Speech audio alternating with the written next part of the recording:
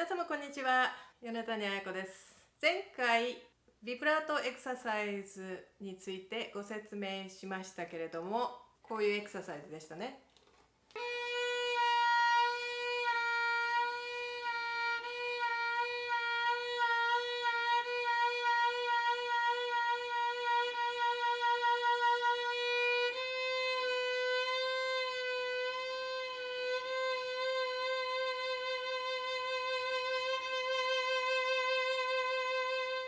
3ヶ月とか4ヶ月とかやると、この動きがこういうふうに横に行かないで、この指の来た方向から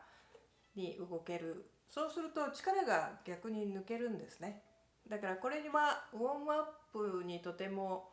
役に立つと思います。だから私は生徒さんに朝一番に、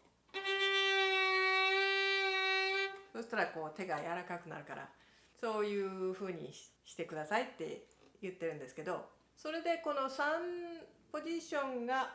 できるようになったら、例えばもちろんファーストポジションなんかも使わなくていけませんから、それでこうファーストポジションに降りた途端に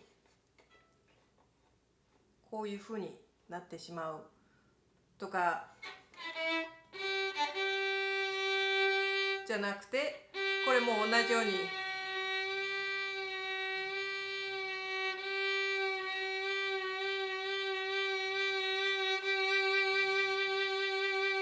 でもここの練習をたくさんやったらこっちに降りてきても同じですから、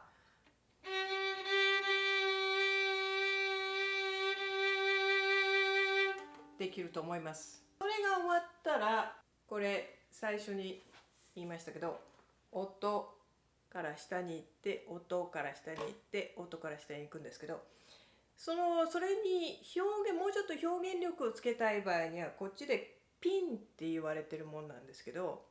ここから下がってここにその音に向かってものすごくスピードをつけるんですね。ター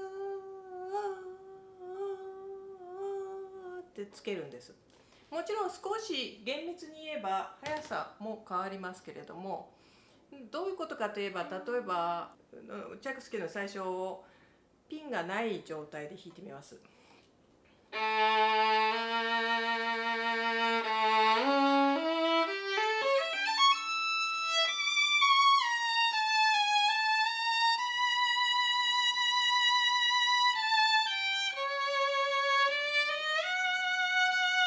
普通のダーっていく、これにここはいいんですけど、これはこれでもいいと思うんですね。でもダララダララ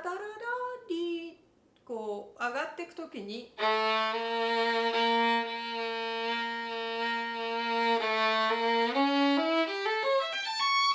これもこうじゃなくてティーウィー、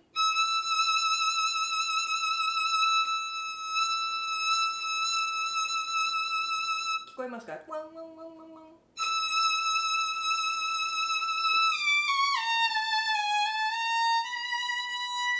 これは普通のです。これは音に向かって押してます。これは普通のです。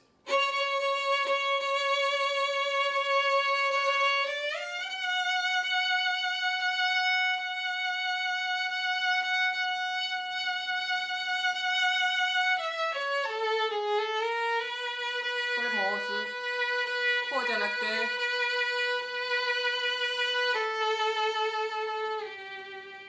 おおおっと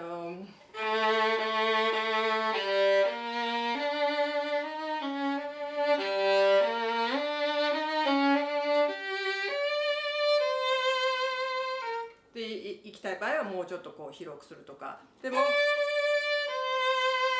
れももうちょっと鋭くしたい場合は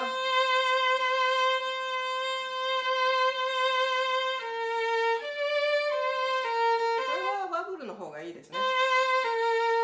それとこもこれは普通ですけど、それにピンをつけるとっ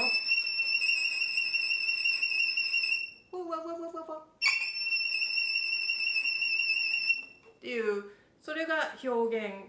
のための、例えばワブルにするだとこういう風な感じでとか、もうちょっと鋭い感じだと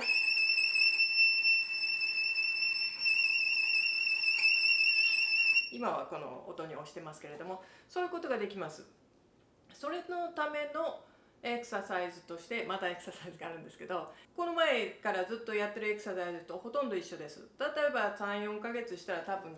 手ができてくると思うので、それに今度はリズムを足してください。っ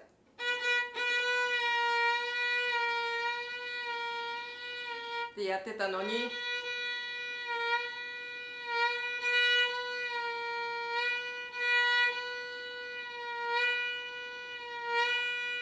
こう上に向かって押すんです。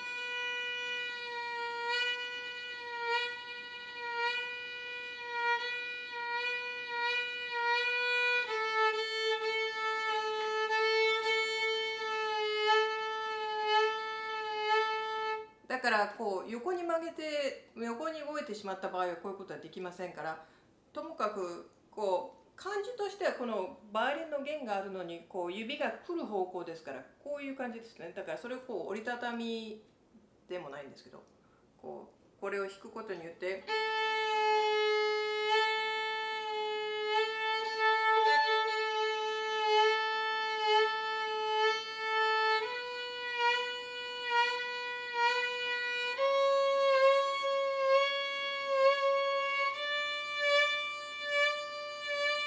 っていうのがそのエクスプレッシブなビブラートっていうか、こう表現の豊かなビブラートのターというビブラートなんかも練習してください。それからポジションが高くなってビブラートがかからないけれどっていう質問が時々ありますけれども、私の予想では多分この肘が入ってないからなんだと思います。この状態で高いポジションを弾くと、これがことはまずビブラートがかからないんですけど、こう肘をこう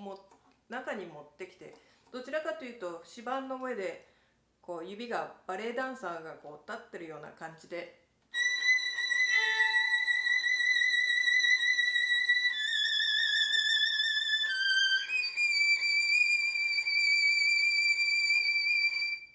ここを自由にしてあげないと、こういうふうに自由にしてあげないと、ここにくっついてしまってこう肘が下がってると動かないです。ということです。これでビブラートの回は4回続きましたけれども、だいたいそれとディレイ先生のこの表も一巡、だいたい一般的なことはご説明できたと思います。これからはちょこちょこっとした練習、短い練習についてお話ししたいと思います。それではまた次回にお目にかかりましょう。